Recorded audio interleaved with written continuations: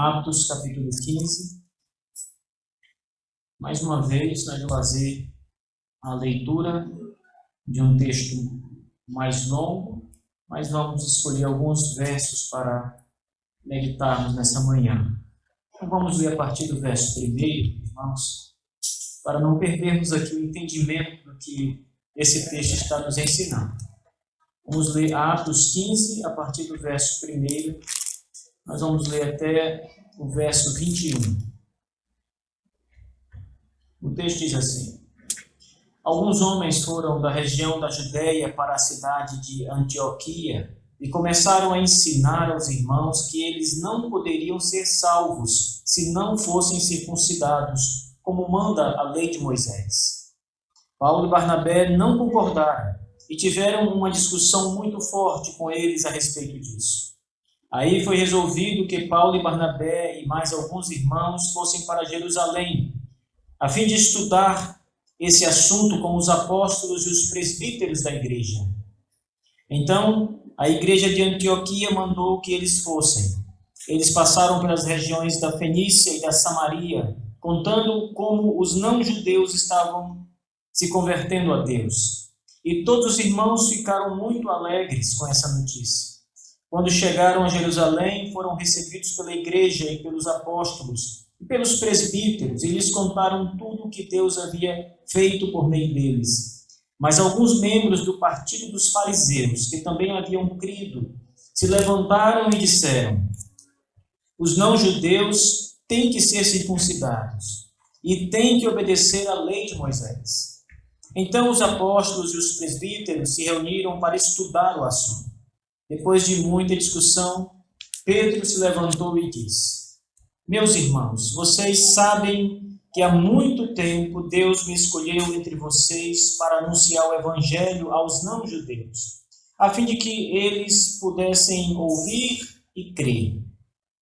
E Deus, que conhece o coração de todos, mostrou que aceita os não-judeus, pois deu o Espírito Santo também a eles, assim como tinha dado a nós. Deus não fez nenhuma diferença entre nós e eles. Ele perdoou os pecados deles porque eles creram. Então, por que é que vocês estão querendo pôr Deus à prova, colocando uma carga nas costas dos que agora estão crendo? E essa carga nem nós e nem nossos antepassados pudemos carregar. Pelo contrário, por meio da graça do Senhor Jesus, nós, judeus, cremos e somos salvos do mesmo modo que os não-judeus. Até o verso 11, mas vamos continuar a leitura para entender o contexto. Então todos os que estavam ali ficaram calados, escutaram Barnabé e Paulo contarem todos os milagres e maravilhas que Deus tinha feito por meio deles entre os não-judeus. Quando eles terminaram de falar, Tiago disse: meus irmãos, escutem. Simão acabou de explicar como Deus primeiro mostrou o seu cuidado pelos não-judeus, escolhendo do meio deles um povo que seria dele. As palavras dos profetas estão bem de acordo com isso, pois as Escrituras Sagradas dizem: depois disso eu voltarei, diz o Senhor, e construirei de novo o reino de Davi, que é como uma casa que caiu. Juntarei de novo os pedaços dela e tornarei a levantá-la. Assim, todas as outras pessoas, todos os outros povos que eu chamei para serem meus, vão procurar conhecer o Senhor. Assim diz o Senhor, que anunciou esses tempos antigos. E Tiago continuou: a minha opinião é esta. Eu acho que não devemos atrapalhar os não-judeus que estão se convertendo a Deus. Penso que devemos escrever a eles uma carta, dizendo que não comam carne de animais que foram oferecidos em sacrifícios aos ídolos, e que não pratiquem a imoralidade sexual, que não comam a carne de nenhum animal que tenha sido estrangulado, e que não comam sangue, pois, desde os tempos antigos, a lei de Moisés tem sido lida todos os sábados nas sinagogas, e as palavras são anunciadas em todas as cidades. Amém. Aqui está, queridos irmãos, o que diz a palavra do Senhor no capítulo 15 de Atos, o capítulo que está praticamente no meio do livro de Atos. Ele está um pouquinho na segunda parte já, mas é um capítulo muito importante porque ele apresenta aqui o concílio que a igreja cristã primitiva fez. Esse é considerado a primeira reunião com toda a igreja, né, com todos os membros da igreja que tinham um papel de liderança e que estavam ali para ajudar nesses tempos iniciais nas decisões mais acertadas. Estava aqui Pedro nesse concílio, estava Tiago. O concílio foi em Jerusalém, e em Jerusalém Tiago era, naquele momento, o responsável pela igreja, o líder daquela igreja. E estava também Paulo, Barnabé, os missionários daquela primeira viagem que nós vimos nos capítulos 13 e 14, e ainda os presbíteros de igrejas, né, das igrejas de Jerusalém. Enfim, havia aqui uma reunião muito importante. E um assunto também de tamanha importância estava sendo discutido aqui, que era a aceitação dos gentios, que o texto aqui da minha versão chama não-judeus, porque um gentio é todo aquele que não é da etnia judaica. E a questão era, esses homens estão se convertendo a Jesus Cristo. Esse povo, vários, de todas as partes que têm ouvido o Evangelho, eles têm se convertido a Deus, eles têm reconhecido que Jesus Cristo é o Senhor, é o Filho de Deus, é o Salvador do mundo. Como aceitar estes homens? Eles precisam ser circuncidados, como a lei de Moisés manda? Eles têm que obedecer aos ditames da lei de Moisés ou não? E aí, o apóstolo Paulo, junto com Barnabé, que levaram a palavra aos gentios, eles disseram que não. Eles não precisavam obedecer aos ditames da lei de Moisés, como, por exemplo, a circuncisão, outras leis que estão escritas ali nos livros canônicos do Antigo Testamento. Paulo dizia que essas coisas não precisavam mais ser ouvidas, que a lei que estava ali estipulada já havia cessado, já havia cumprido o seu papel e agora ela estava caducando, ou seja, em decadência, não precisava mais ser ouvida e obedecida. Com a vinda de Jesus Cristo, essas leis perderam o seu sentido, porque Jesus Cristo é o cumprimento dessas leis. E agora o foco é Cristo e a sua palavra. Mas havia uma discussão porque muitos judeus não aceitavam isso. Muitos judeus que haviam se convertido também ainda observavam as leis de Moisés. Então, só para abrir um parêntese aqui, para vocês começarem a entender, nesses primeiros anos da igreja primitiva, a igreja como um todo, né, olhando de uma maneira generalizada, ainda havia pessoas na igreja, e eram os judeus, que observavam as leis de Moisés. Eles eram convertidos, mas ainda acreditavam que era necessário guardar a lei de Moisés. E outros dentro da igreja, especialmente os líderes da igreja, diziam que não era mais necessário, assim como Paulo dizia isso. E Pedro aqui nesse discurso vai dizer isso, e que nós vamos examinar essa manhã, é o discurso de Pedro. E que não precisava mais observar essas leis, que elas estavam agora abolidas. Então havia dentro da igreja essas duas vertentes de pensamento. Aqueles que acreditavam que era necessário observar e os que diziam que não era mais necessário observar.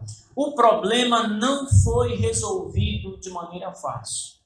Foi preciso convocar essa reunião, esse concílio, reunir toda a igreja, os líderes da igreja, para que eles pudessem estudar o assunto e então dizer qual era a posição correta, chegar à posição correta.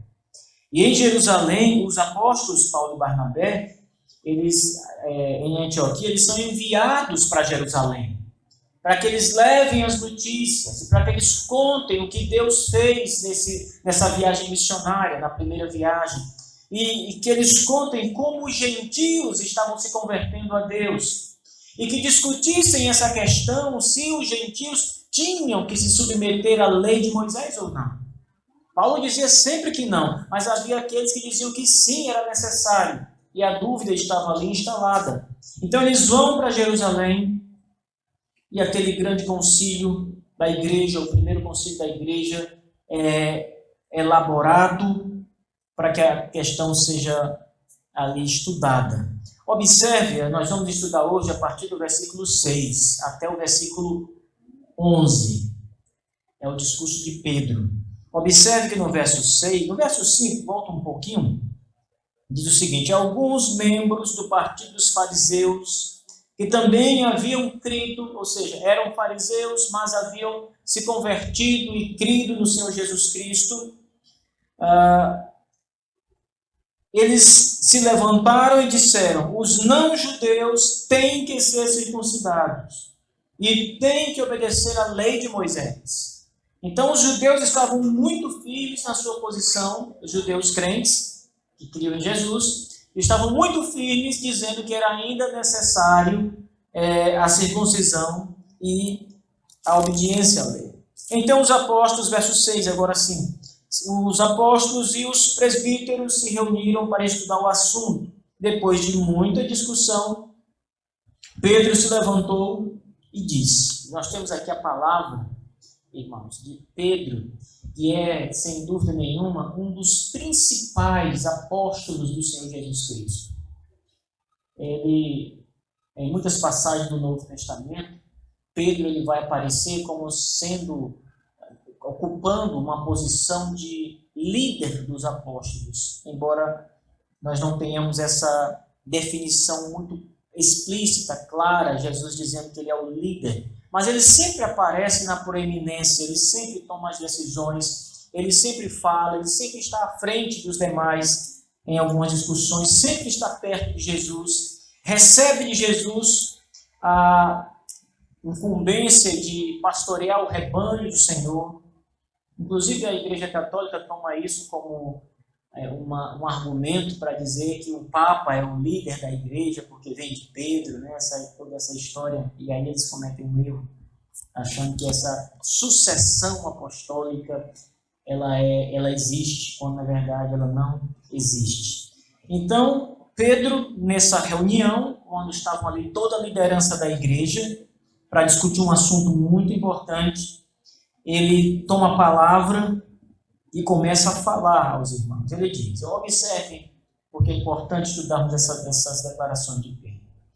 Meus irmãos, vocês sabem que há muito tempo Deus me escolheu entre vocês para anunciar o Evangelho aos não-judeus, a fim de que eles pudessem ouvir e crer. Pedro diz que foi há muito tempo Deus me escolheu.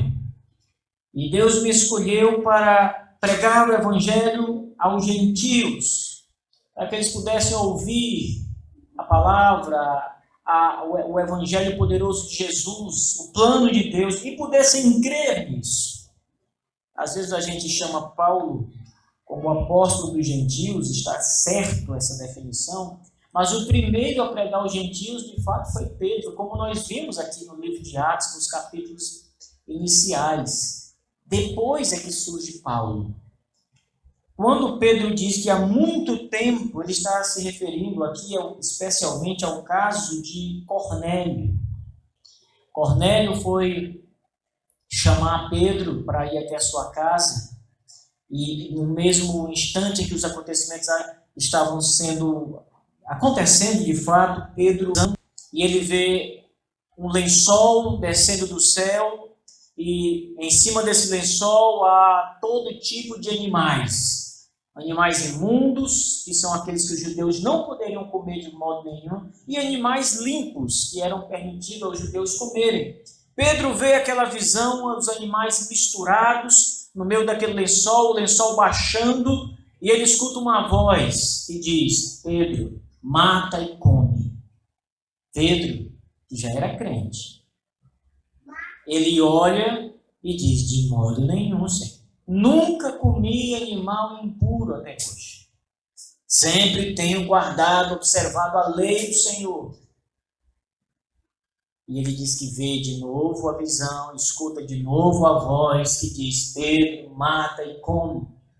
E de novo ele diz: de modo nenhum, Senhor, eu não como coisa impura. E isso se repete até que ele escuta a voz dizer: não chame de impuro o que eu santifiquei. E então Pedro entende que o Evangelho, a porta do Evangelho está aberta para os não-judeus, para os gentios. Quando ele tem aquela visão e escuta aquela voz, na mesma hora chegam os mensageiros e dizem: um homem Cornélio te chama. Um homem que era não-judeu. Pedro, entendendo a visão, o que Deus estava falando para ele, se ajeita na sua casa e parte para a casa do gentio Cornélio. Ali Pedro come com ele, diz o texto. Pedro faz uma refeição com ele e então prega o evangelho para Cornélio e para todos da sua casa. E a salvação. Pedro, naquela ocasião, vê os sinais que Deus realiza ali para provar para Pedro que os gentios também estão sendo chamados para o reino de Deus. Que há salvação para todos os povos da terra. Que o evangelho deve ser anunciado a todas as pessoas, sem discriminação, para todos, igualmente para todos. E Pedro entende isso. É por isso que quando Pedro escuta essa discussão que se levanta em Jerusalém, ele toma a palavra e ele diz: Deus me escolheu há muito tempo. Esse evento de Cornélio estava com cerca de 10 anos que tinha acontecido na vida de Pedro. 10 anos atrás. Pedro então diz: vocês não lembram quando eu estive lá? E ele então começa a falar o que viu ali naquela ocasião. Vocês sabem que há muito tempo Deus me escolheu, diz Pedro. Me escolheu dentre vocês para anunciar o evangelho aos não-judeus, a fim de que eles pudessem ouvir e crer. Não há uma acepção no evangelho, irmãos. Isso. Sobre a questão dos gentios serem aceitos, sim, eles têm que ser aceitos. É isso que Pedro está dizendo. Porque Deus chama a todos, todos os povos, todas as partes da terra. Você sabe por que a igreja deve fazer missões? Porque Deus chama a todos os povos. Nós temos que enviar realmente missionários para toda parte, porque Deus chama a todos os povos. A percepção que os judeus tinham a princípio, e até mesmo a igreja a princípio, era de que a salvação ela era apenas para o povo judeu. E que Jesus Cristo tinha vindo apenas para o povo judeu, para salvar os judeus ali. As ovelhas desgarradas de Israel, como ele chama. Mas é muito mais que isso. Porque Israel, para Deus, não é só o povo da etnia. Israel é o Israel espiritual, é todo aquele que reconhece a Jesus Cristo como seu Senhor e seu Salvador. Então a incumbência era chamar todas as pessoas. A igreja tem que pregar o evangelho, meus irmãos, para todos. Você tem que pregar para os seus amigos. Você tem que pregar para pessoas que você nem conhece bem. A igreja tem a responsabilidade de enviar missionários e nós temos feito isso. De um modo geral, a igreja tem mantido missionários fora do país. Agora mesmo, um amigo meu está na Índia. Ele esteve no Marrocos, ele é missionário em Piripiri, já tinha passado, acho que 5 anos na Índia, voltou, foi para Piripiri fazer missões, ele é piauiense mesmo, e agora voltou para Marrocos e já está na Índia de novo, levando a palavra de Deus. É um papel da igreja pregar a todos os povos, a todas as pessoas, chamar todos os homens, sem exceção, ao arrependimento. Nós sabemos que nem todos virão, mas é nossa responsabilidade chamar todos. É nossa responsabilidade pregar o evangelho a todos, e é isso que Pedro está dizendo. quando se pronuncia em favor dos gentios. Ele continua seu discurso no verso 8, diz: Deus, que conhece o coração de todos, mostrou que aceita os não-judeus, pois deu o Espírito Santo também a eles, assim como tinha dado a nós. O que convenceu o apóstolo Pedro de que Cornélio e a sua casa estavam de fato sendo aceitos por Deus foram as manifestações sobrenaturais que aconteceram ali, naquela ocasião toda. Não foi simplesmente a questão da visão do lençol com os animais. Essa visão já seria algo único, já estaria dando uma mensagem para Pedro inquestionável.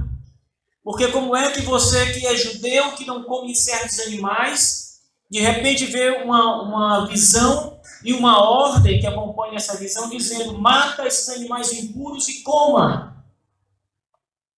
Ora, como Deus vai mandar você pecar, se isso fosse pecado? Pedro entende que era pecado, por isso ele diz: não, Senhor, não como animal impuro nenhum. Mas a voz insiste: mata e coma. Eu santifiquei. Não chame de impuro que eu santifiquei. Essa visão em si e essa mensagem que Pedro ouviu em si já são suficientes para ele entender que o evangelho está aberto para os gentios. Porque na mesma hora chega o mensageiro dizendo: o gentio ali te chama para que você vá à casa dele e coma com ele. Ele quer falar com você. Então, Pedro associou ao recado que Deus está me dando com esse acontecimento aqui imediato para mim ir até a casa do gentio. Deus está dizendo que santificou os gentios. Mas se houver alguma dúvida, se houvesse alguma dúvida em Pedro, irmãos, ela foi totalmente dirimida quando ele viu a ação poderosa de Deus na casa de Cornélio. Quando os apóstolos estavam ali no dia de Pentecostes, naquela casa alta, casa de andar, reunidos, o texto diz que o Espírito Santo se apresentou ali, todos eles falaram em outras línguas de outros idiomas, né? De outros lugares. E eles viram ali a manifestação poderosa de Deus, por meio do Espírito Santo. Quando Pedro chega à casa de Cornélio, e ele começa a pregar o Evangelho a Cornélio, ele vê esses sinais acontecendo. O mesmo sinal acontece ali, com o único propósito: mostrar para Pedro que o mesmo Espírito que lhe havia sido dado ali, capacitado ali naquela ocasião, também estava ali sobre os gentios. Isso certamente, meus irmãos, tirou todas as dúvidas que Pedro teria sobre aceitar ou não os gentios, sobre reconhecer os gentios como crentes verdadeiros ou não. Porque o mesmo Espírito que lhe havia sido dado, foi dado agora aos gentios, a Cornélio, aos seus empregados, à sua família, a toda a sua casa. Todos ali foram realmente cheios do Espírito Santo, como foi o dia de Pentecostes. E é isso que Pedro está argumentando, para mostrar naquele concílio que a porta do Evangelho está aberta aos gentios, pois o Espírito Santo, da mesma maneira que veio sobre os judeus, veio sobre os gentios. Pedro está dizendo que não há acepção de pessoas, porque assim como os judeus foram cheios do Espírito, os gentios agora em Cornélio foram cheios do Espírito, e Pedro foi testemunha disso. Isso é importante, irmãos, porque o simples de alguém se dizer cristão poderia não ter convencido Pedro. Pedro poderia, por exemplo, ter questionado a veracidade do testemunho de alguém. Você é cristão mesmo? Prove que você é cristão. Então ficaria mais difícil, mas com as manifestações do Espírito Santo, idênticas ao que aconteceu com os judeus ali no Pentecostes, Pedro não teve a menor dúvida Deus chama os gentios. Os gentios são povo de Deus. E é isso que Pedro questiona nesse segundo ponto aqui. Ele diz: pois deu o Espírito Santo também a eles, assim como tinha dado a nós. Relembrando o que aconteceu ali no Pentecostes. O verso 9, Pedro diz: Deus não fez nenhuma diferença entre nós e eles. Ele perdoou os pecados deles porque eles creram. Exatamente como Deus faz com todos os que creem. Os pecados dos judeus, diz Pedro, pode ser visto no perdão dos pecados dos gentios. Deus perdoou, está perdoando os gentios de toda parte. Não há acepção de pessoas. Deus não tem um povo especial, Pedro está dizendo aqui, no sentido de ter uma raça, uma etnia especial, um povo que ele olha só para ele, diferentemente dos demais. Agora acabou, Pedro está dizendo. Hoje ainda tem muita gente, irmãos, que olha para Israel como se Israel fosse um povo especial. E o que nós estamos vendo aqui é que não há mais isso. O povo especial de Deus são os eleitos de Deus. E esses eleitos estão em toda a etnia, em toda parte. Entre nós, brasileiros, peruanos, venezuelanos, coreanos, ingleses, alemães, judeus, todos. Dentro de todas as raças da terra há o povo de Deus. Este sim. Os eleitos de Deus de todas as partes. Mas não um povo, uma raça específica. Como ainda muito se acredita.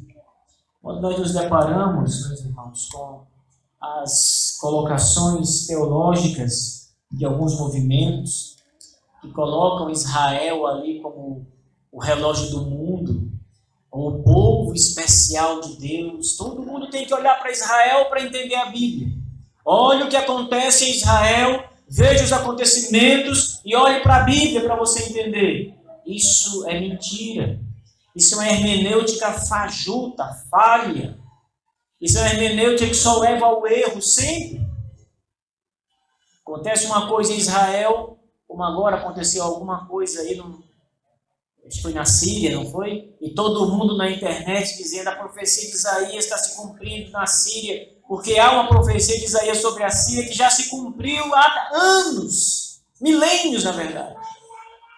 As pessoas acham que é para agora, que está acontecendo agora. Não caiam nesse erro, isso é dispensacionalismo. É errado. Não é hermenêutica saudável. Quando eu digo aos amados irmãos que boa parte das profecias, todas já se cumpriram, eu estou falando o que as Escrituras dizem. Os profetas falaram para o seu tempo, e as coisas aconteceram tempos depois dele. Isaías, por exemplo, fala da vinda de Ciro, né, de um libertador dos judeus. Isso aconteceu já. E nós só sabemos que é Ciro, assim, de modo que não reste dúvida alguma, porque Isaías cita até o nome dele. Ciro é o meu pastor, diz o profeta nas palavras de Deus. Então, há muitas pessoas que olham para Israel, para o Oriente Médio, e olham para os acontecimentos históricos para dizer o que está acontecendo ou não nas Escrituras, o que se cumpre ou não na Bíblia. Isso é uma hermenêutica falha, é uma interpretação equivocada. Israel não é o relógio do mundo. Israel fracassou no papel que Deus lhe deu na história, que era ser luz para as nações. Não conseguiram, tropeçaram, fracassaram. A história de Israel é uma história de fracasso nas Escrituras o tempo todo, de desobediência, de teimosia, de dura servil, de idolatria. Como pode ser até hoje o povo de Deus? Eles foram escolhidos por Deus de fato para levar a luz às outras nações, aos gentios, mas fracassaram. A igreja de Jesus Cristo é que leva essa luz às nações hoje. e a todas as nações. Não há uma nação especial. A igreja é formada por pessoas de toda parte. A igreja não é judia, a igreja não é brasileira, a igreja não é europeia, a igreja é universal. Os crentes antigos já dizem igreja católica. Católica é universal. São os crentes de toda parte do mundo. Essa é a igreja, esse é o povo de Deus. É por isso que Pedro se manifesta de forma tão enfática aqui, neste concílio, a estes irmãos. Deus não faz nenhuma diferença entre nós e eles. Não há povo especial. Não somos nós judeus, Pedro está dizendo.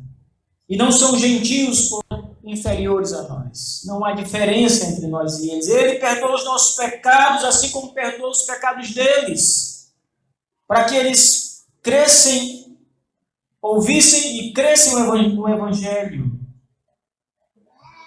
E é por isso que Pedro finaliza o seu discurso, a partir do verso 10, dizendo assim: então, ou seja, diante de tudo isso, diante do que Deus fez com os gentios, diante do Espírito Santo derramado sobre os gentios, diante do fato dos gentios crerem e se arrependerem dos seus pecados, então, Pedro começa o verso 10, por que é que vocês estão querendo pôr Deus à prova?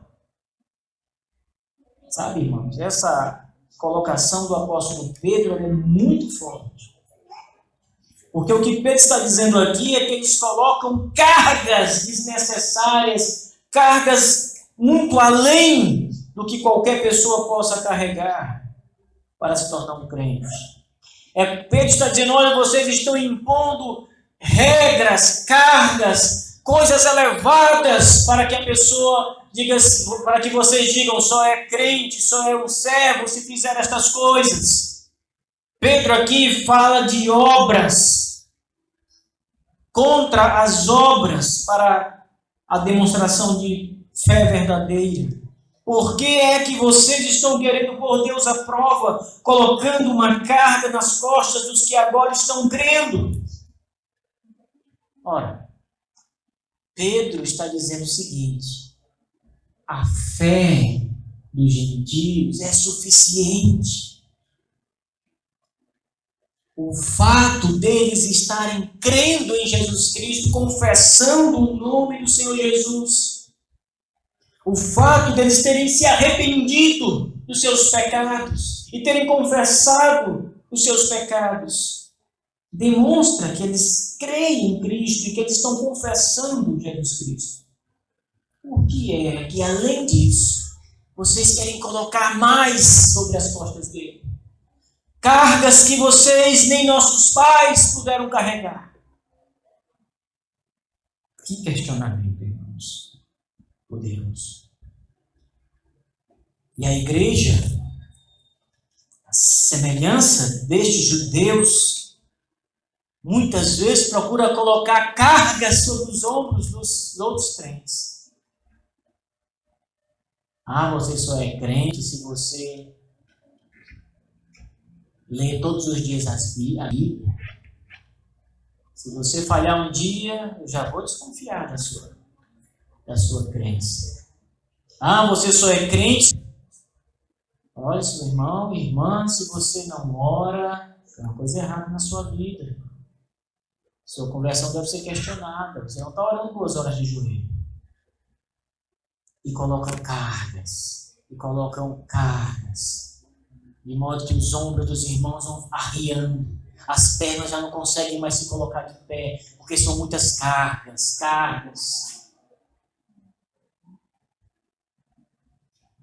Enchem a igreja, muitas vezes, de programação, de modo que o coitado do crente não tem mais vida fora da igreja. Tem que estar na igreja de manhã, de tarde, de noite, segunda, terça, quarta, quinta, sexta, sábado. Quando chega em casa, tem que estudar para a igreja. Cargas e mais cargas sendo colocadas. Exageradamente, irmãos. Cobram obras. Posição. muitas coisas, quando na verdade isso é necessário, fé no Senhor Jesus Cristo. Enquanto que os judeus do tempo de Pedro, aqui de Paulo, Barnabé, enquanto que muitas igrejas do nosso tempo colocam cargas sobre as ovelhas, Cristo só exige a fé. Crê no Senhor Jesus e será salvo. Nada mais. O ladrão da cruz foi salvo na cruz. Nenhuma carga sobre ele. Só a fé. Ele olhou para o Redentor dos pecados dos homens, pediu por misericórdia, e Jesus disse: hoje mesmo, estarás comigo no paraíso. Isso foi suficiente. O arrependimento daquele homem na cruz, a confissão daquele homem na cruz, o reconhecimento daquele homem na cruz por Jesus Cristo foi suficiente. Nenhuma carga. E Jesus diz: você vai entrar comigo no paraíso. Hoje você estará lá no paraíso. Então o que mais, irmãos?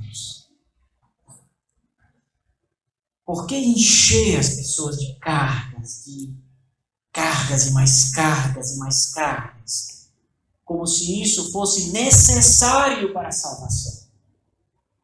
Eu não estou querendo dizer com isso que a igreja não tenha que trabalhar e que os irmãos não tenham um trabalho a fazer. Eu não estou dizendo que os irmãos não tenham que orar e também não estou dizendo que não tenham que ler a Bíblia. E também não estou dizendo que não tenham que fazer boas obras. Mas o que eu estou dizendo é que nada disso é necessário para a salvação. Na verdade, estas coisas são provas de que Deus salvou você. Por isso você as realiza. Mas você não é salvo por fazer estas coisas. Você não será salvo apenas se fizer estas coisas. Isto é erro. O que o Senhor e as Escrituras exigem é fé em Cristo apenas. Somente isso. Nada além disso. A fé somente.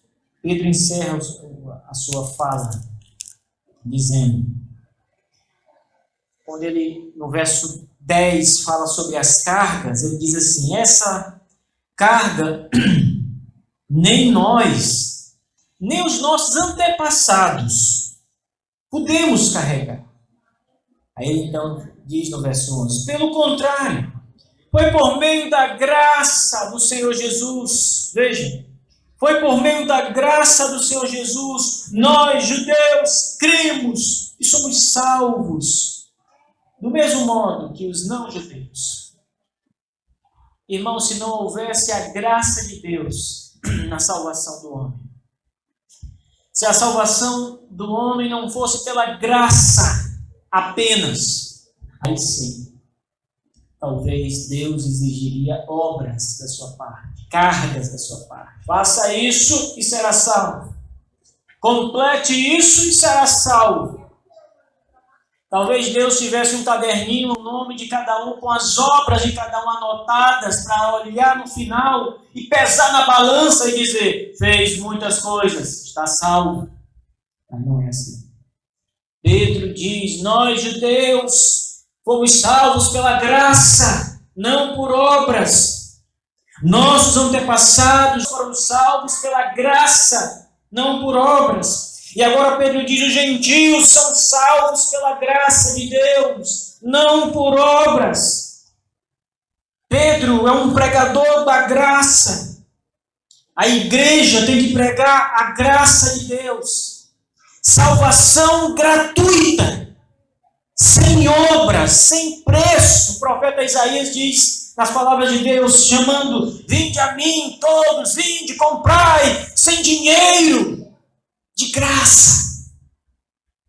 Sempre foi a graça de Deus, irmãos. Tudo nas Escrituras concernente à salvação é graça. Para nós é graça. Para Deus houve um preço, mas Ele pagou por nós. Então, já está pago. Por isso é.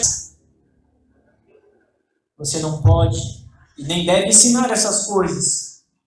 Chegar diante da presença de Deus ou questionar a Deus dizendo: Senhor, o Senhor fez realmente coisas grandes, mas eu também fiz a minha parte. Não há uma parte sua na salvação.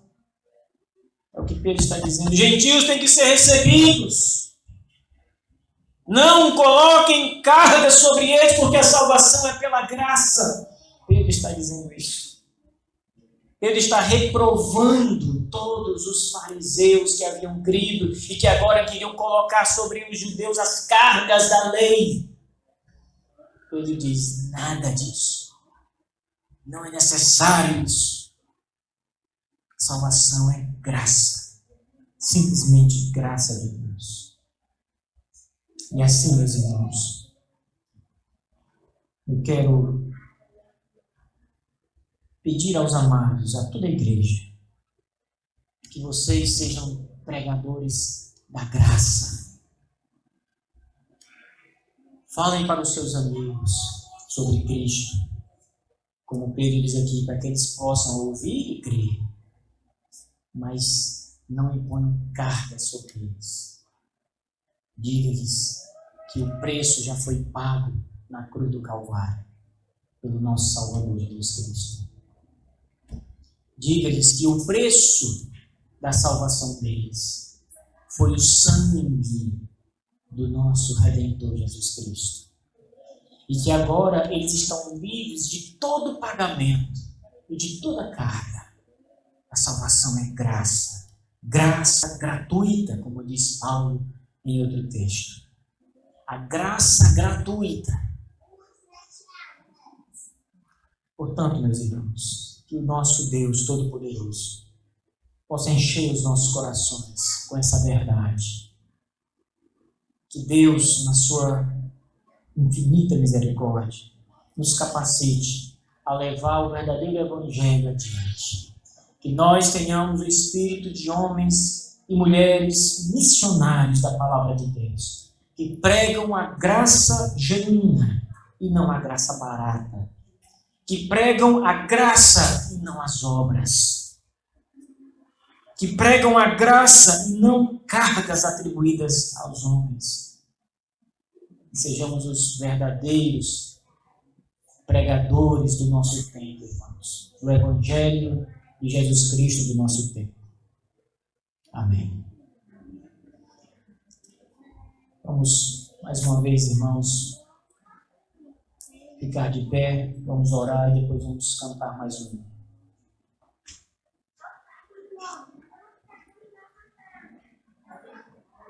Nosso Deus e Pai, louvado seja o nome do Senhor. Agradecemos ao Senhor por todas as maravilhas que o Senhor tem operado em nosso favor. Obrigado, bendito Deus, por nos revelar que a salvação é gratuita, Senhor. Que não há preço a ser pago de nossa parte. O que nos é requerido é a confiança no Senhor Jesus, a fé em Cristo. Portanto, Senhor, o que nós te pedimos é que encha o nosso coração de fé, Pai. Aumenta-nos a fé, Senhor. Assim como foi o pedido dos apóstolos, esse é o pedido da igreja. Aumenta-nos a fé, Senhor Deus, para que jamais venhamos a vacilar em tempo algum, Senhor. Dá-nos alegria, Senhor Deus. Dá-nos alegria de sermos pregadores da graça genuína do Senhor. Que a Tua palavra, Santo Deus, possa ser por nós entregue aos homens. E que os homens se arrependam dos seus pecados, meu Deus. E olhem com fé para Jesus Cristo, o autor e consumador da fé e da salvação. Amém. Vamos louvar, irmãos.